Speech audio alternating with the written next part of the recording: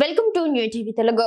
ఆంధ్రప్రదేశ్ రాష్ట్రానికి పెట్టుబడులు ఉద్యోగ అవకాశాలు రాకుండా వైసీపీ కుట్ర చేస్తుందని రాష్ట్ర ఐటీ మానవ వనరుల అభివృద్ధి శాఖ మంత్రి నారా లోకేష్ ఆరోపించారు.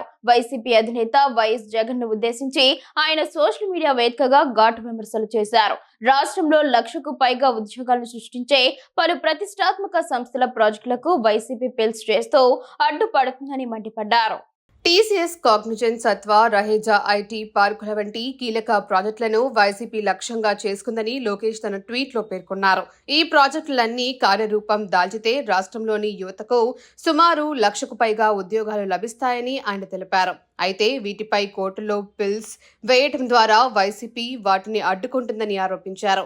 ఈ సందర్భంగా వైఎస్ జగన్ ను లోకేష్ సూటిగా ప్రశ్నించారు. వైఎస్ జగన్ గారు, మా యువత భవిష్యత్తుపై మీకెందుకంత ద్వేషం? ప్రతి అడుగులో ఏపీని ఎందుకు ఇలా దెబ్బతీస్తున్నారో అని తన ట్వీట్లో నిలదీశారు. రాష్ట్ర అభివృద్ధిని, యువత ఉపాధిని అడ్డుకోవడం ద్వారా వైసీపీ పైశాచిక ఆనందం పొందుతుందని ఆయన విమర్శించారు.